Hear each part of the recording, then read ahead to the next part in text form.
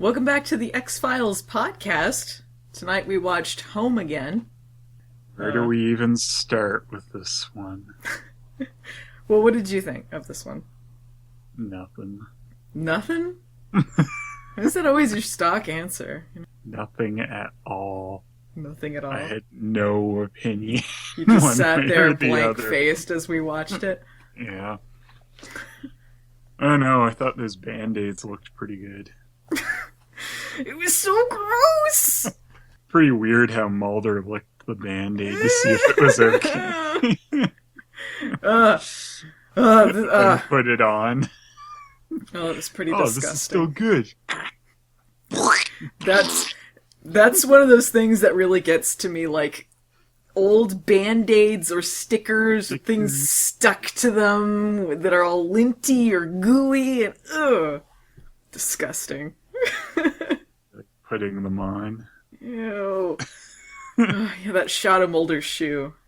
One of the most disgusting things they've shown so far in the new series. No, but this was getting back to good old-fashioned gross things, which they can do very well on this show. They had the Band-Aid face man was the villain for this. It's kind of funny because... It's very good. It's like, their classic blank man.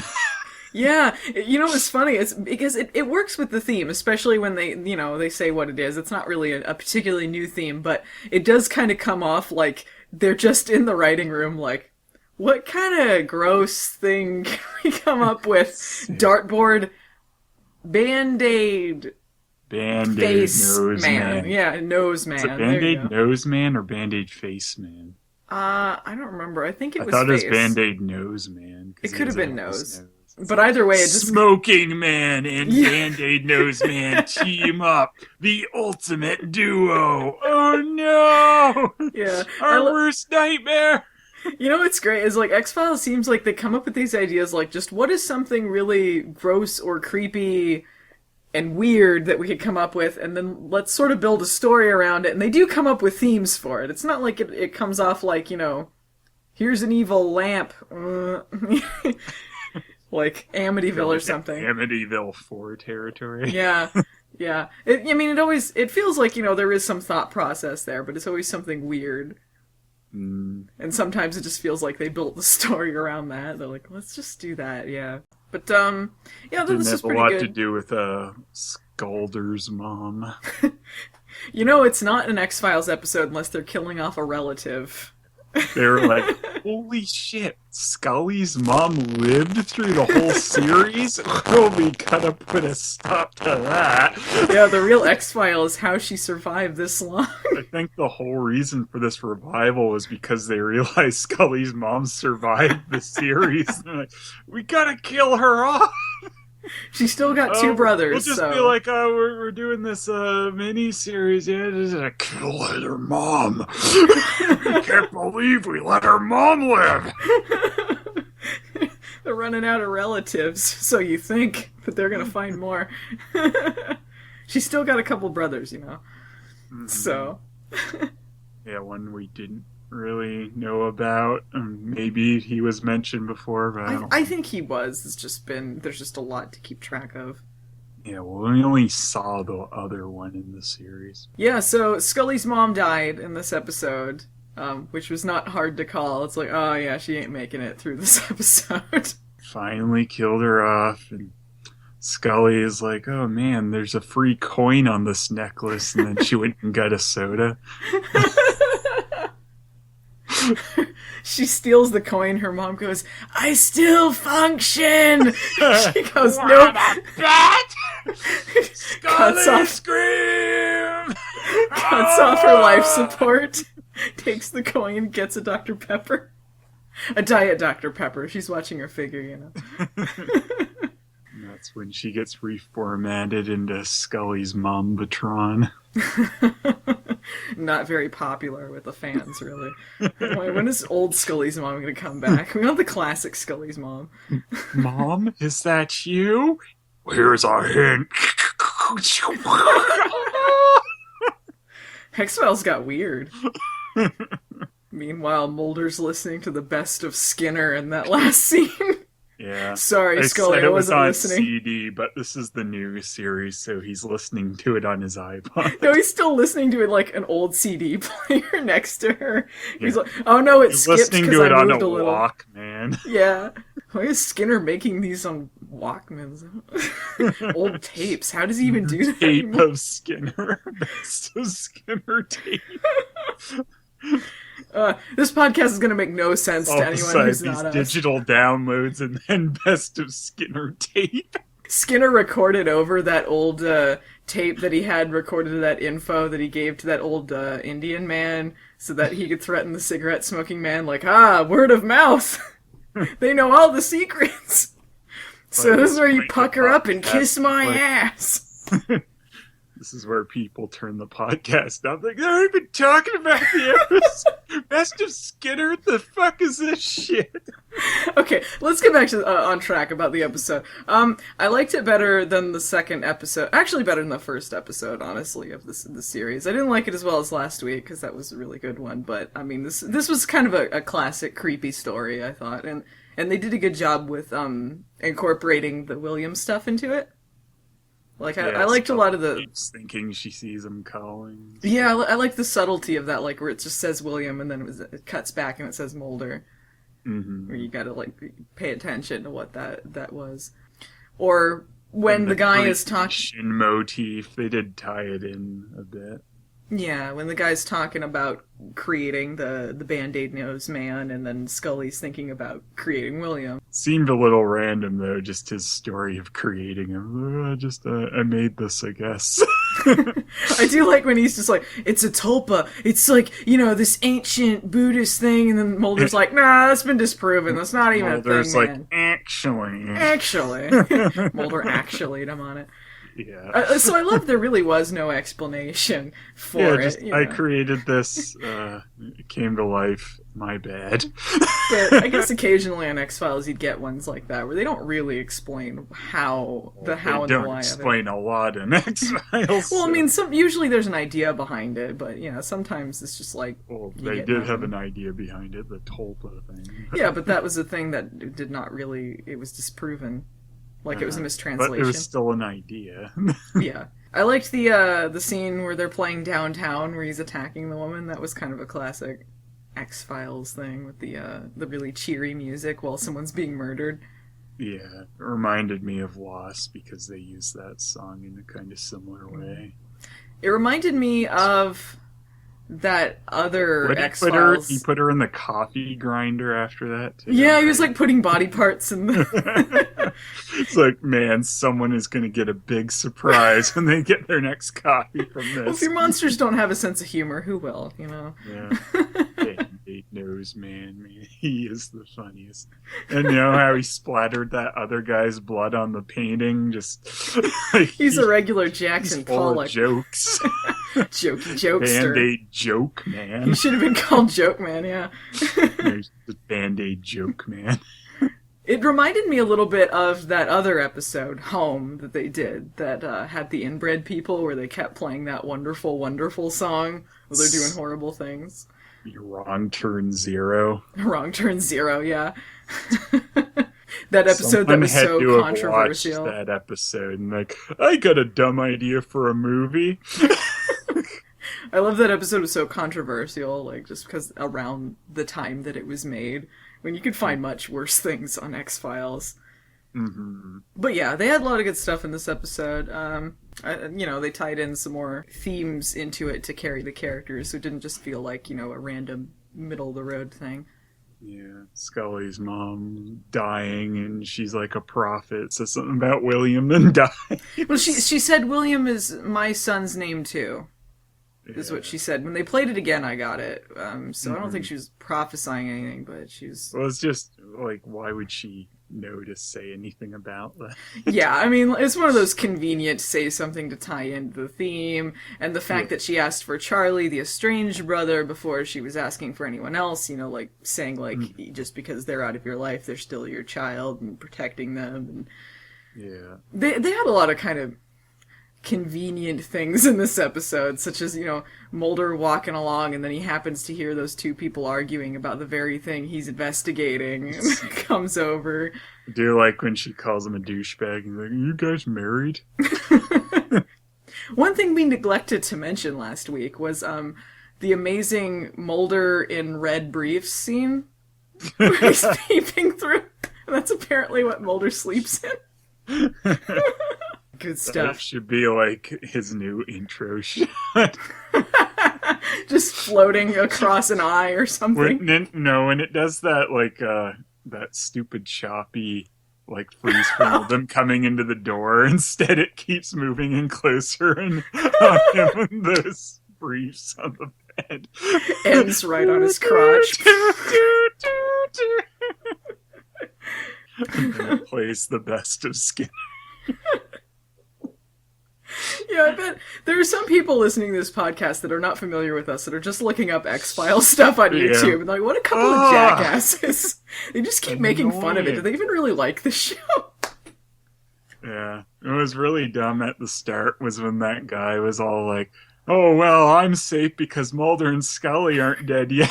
And then he got killed. I don't know why he thought he would survive over Mulder and Scully. What an idiot. They always kill off the more expendable characters first, so if Mulder and Scully are alive, that means I'm okay. He called someone up on the phone at the beginning. Are Mulder and Scully dead yet? No, okay, I'm safe. Oh, I wasn't safe! I wasn't safe! I called this one poorly. Who could have seen this coming?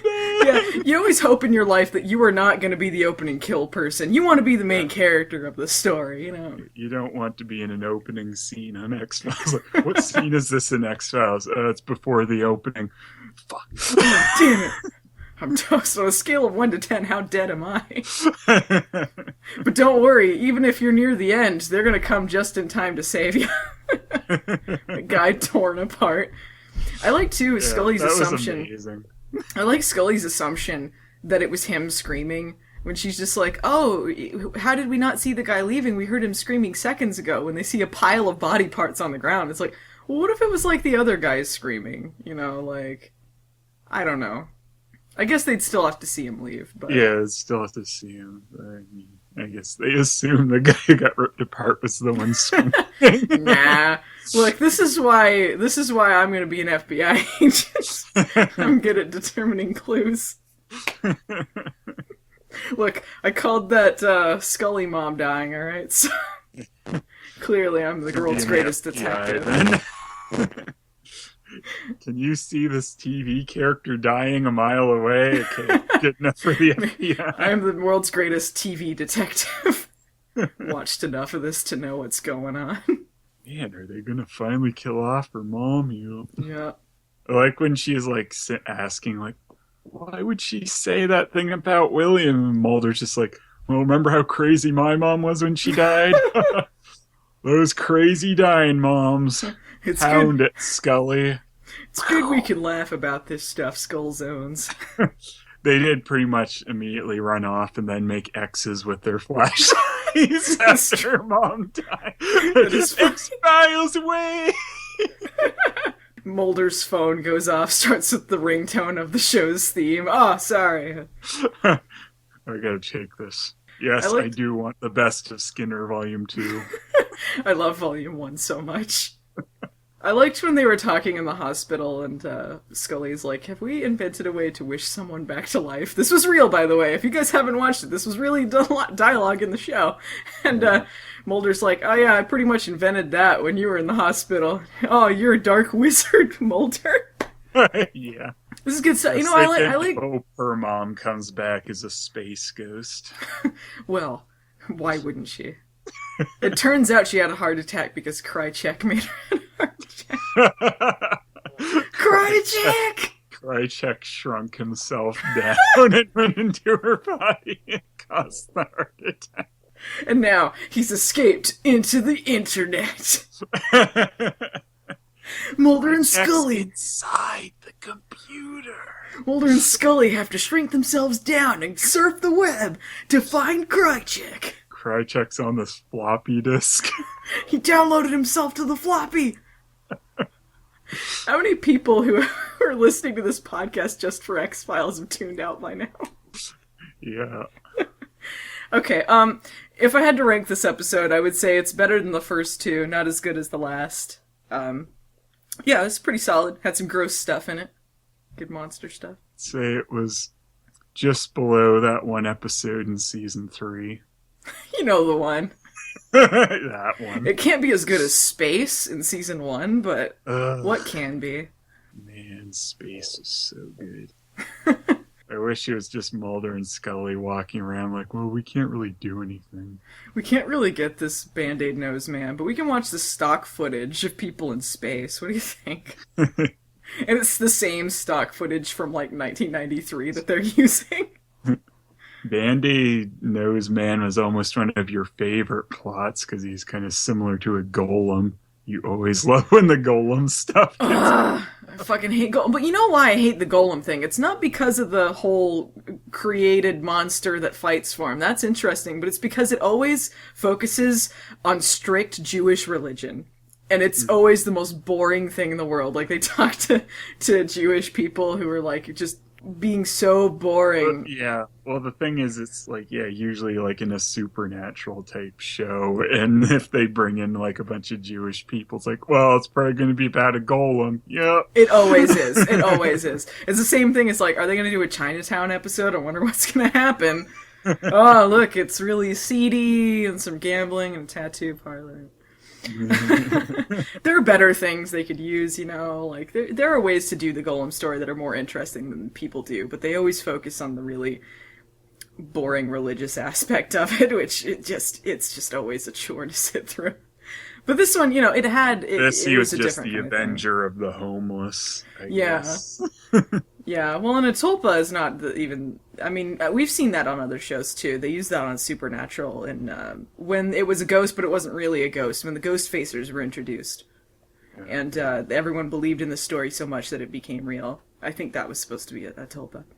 But, yeah, I mean, you can do an interesting thing, like, when people their creations come to life, especially when it's something where it's not really a monster for the sake of being a monster, when it's trying to speak up for someone else, you know, it makes it a little more interesting. Mm-hmm. I mean, by the end, it sort of just took care of itself, didn't it? Yeah. Mulder and Scully didn't really do anything with this one, but it did fit the theme of what they were going for anyway. It's kind of another enough, well, I guess we didn't do that much. But you got to see some gross stuff happening. It's over. I did like how fragile it made people seem. Like, it seemed like they were just like party crackers, you know, just blood bags tear apart in a second. Yeah. Fucking Band-Aid Nose Man. I still want to know who that ominous homeless guy was in the alley. He was like, it was Band-Aid Nose Man! Yeah, what was that all about? I thought he was like, going to be the who's guy that? And then he just walks away and they never see him again. I thought he was going to be the creator, you know, like, oh, he was just saying that because it's something he made up or whatever, but then he just never shows up again. Yeah. He's like, I'm not answering any more than one question. Bye. He was there for exposition to get them on their way, and then he's gone. Band-Aid Nose Man, I found a Band-Aid. We need to get some more them going to Skinner with this stuff, and him like, is this what you're coming back? Why did this come back? After 15 years. These are the kind of reports you've given me. Losing the X-Files. I'm ashamed to have had a hot tub phone call with you guys. When are we going to get back to the real Skinner plots, huh? Skinner's got to go on 2 dates at once. Is Mulder and Scully going to be able to help him out? Skinner was William the whole time. So he just traveled back in time to become their boss. This is just stupid enough to work. He goes, hey, cigarette smoking man, I'm your grandchild. Pucker up and kiss my ass. Flamethrower. Empty cigarette curtain. Yeah, can we just... I just gotta... You know, this was the old series, but I just gotta say this is a highlight of the old series was when he crushes that box of cigarettes. Yeah. It was an early one too. I think maybe that was Yeah, season it's back 2. when they were sharing the office Yeah. weirdly, like him and Skinner, and Yeah, when I he guess the writers goes, still didn't really know what they were gonna do. yeah, and then just Skinner points to his no smoking sign and he crushes the cigarette box. Yeah, we need some more cigarette smoking, man. You know, he needs to. Since his cameo, I've been starving for more cigarette smoking. What do you think will happen to him next? What ridiculous thing can happen that he doesn't die from? He'll get chopped into little pieces. He gets put in a trash compactor like Shredder and Ninja Turtles. Whoops! He comes back his as super hand cigarettes. lifts up through smoke and crush a cigarette box. He comes back as super cigarette smoking man. He's giant, but he kills himself under a pier. This is the finale of this miniseries. Toka and Razar, he makes those to fight Mulder and Scully. They couldn't make Bebop and Rocksteady. That'd be stupid. Yeah. This has a lot to do with X-Files anymore. What were we even talking about? All right, I'm just gonna. I'm gonna end this now. All right, check it out, guys. May the force be with you.